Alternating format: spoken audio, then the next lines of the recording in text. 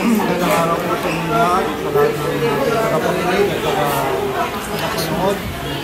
Ngayon po, binuksan po natin ang ating bagong lobby o information. Dito po ay makikita nyo na hindi lang po ang kapakanan ng health ng pasyente, pati po yung well-being ng pasyente. Baka ang vibe o kaya yung ambience ng ating hospital ay nabago po para po parang na po siyang hotel. So ngayon ang tinatawag na namin ito hospital. Parang hospital.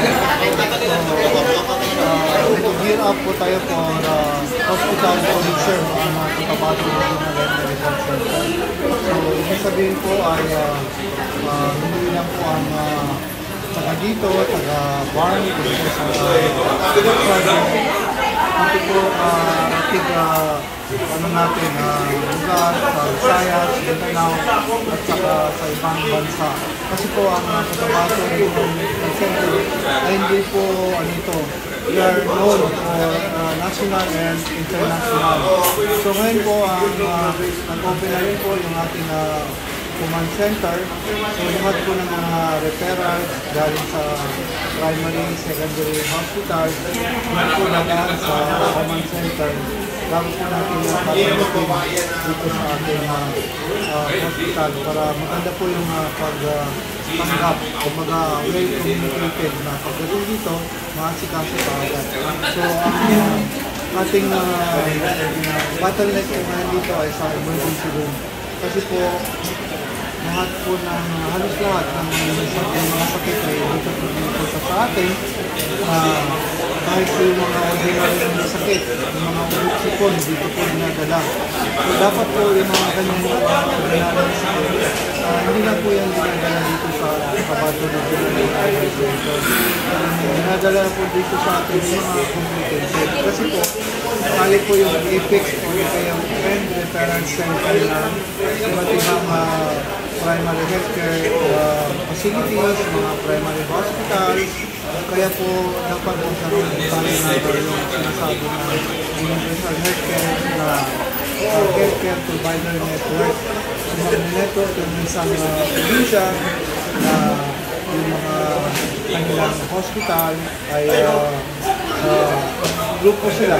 Kung halimbawa na itong isang hospital, walang kakayahan na gamutin ng isang pasyente, pwede lumipat sa isang hospital sa isang probinsya. Kung hindi naman kaya, yun na po yung time na idadalhin po dito sa Cotabato Regional Medical Center. So yan po yung function ng ating command center. Yung mga susunod po natin mga project, nakita nyo naman po na isa sa mga problema ng lahat ng hospital sa buong Pilipinas ay ang parking area. So meron po tayong ongoing ngayon na construction na multi-level parking na 4-story na kaya pong accommodate na 300 vehicles at saka meron po siyang basement na mga motorcycles na 200. So, yun po yung inshallah ngayong November, mag-ooperate na po yun. At ito po yung dalawa natin ongoing na construction, yung phase 2 at saka water specialty center. Inshallah po, magiging function na yun siya. So, dadagdagan po ang ating room. Sa ngayon, capacity po ng Cotabato Regional ay nasa 774. Tayo po ay accredited as 600 bed capacity.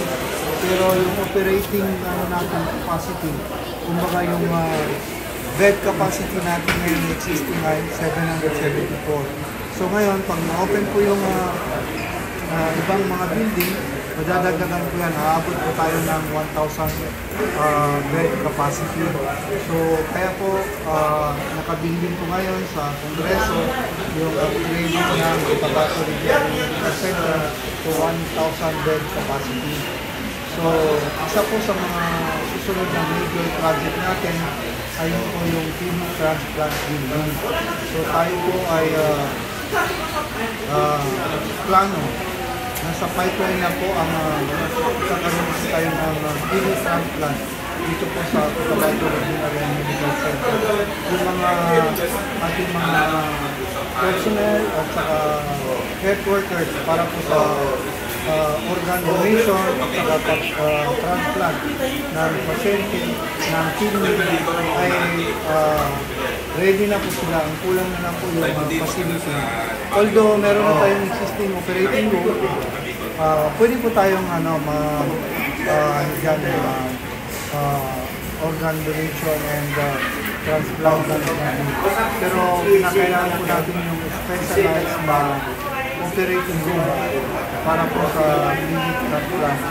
Sa atin po dito sa ating lugar ay common po yung mga kidney diseases dahil po sa komplikasyon ng diabetes at saka hypertension.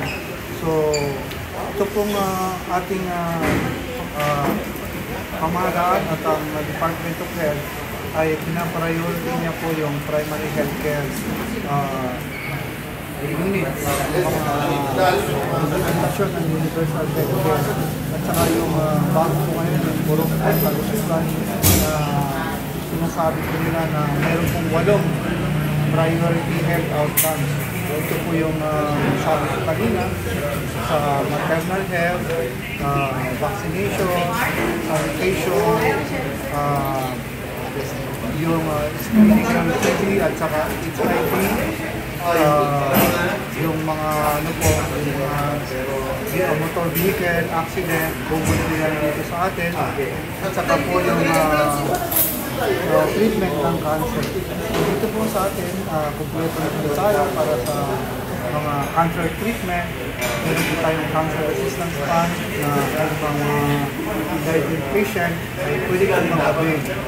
So sa ngayon, marami pa po tayong mga project. Tayo po ay nagpapasalamat sa partners dahil sa BAR, Member of the Parliament, at saka yung AMBAC. Malaking tulong po ang Bangsamoro Autonomous Region ng Mindanao. Dahil po sa mga donation nila, gawa po natin itong lobby at saka canopy, itong command center. Kasi ito po ay hindi galing sa national budget o galing sa DOH na pondo. Ito po ay local budget.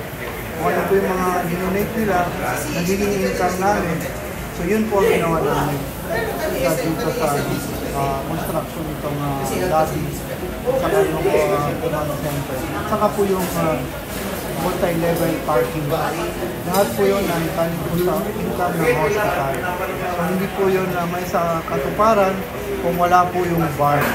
So kami po ay nagpapasalamat ang buong CRMC nagpapasalamat sa Bangsamoro Autonomous Region. Saka po sa iba pang mga organisasyon na bibigay ng pondo dito po sa Cotabato Regional Medical Center. At sa inyo po, kayo po yung aming parang kayo po yung aming kumbaga mouth o di kaya tagapag disseminate ng mga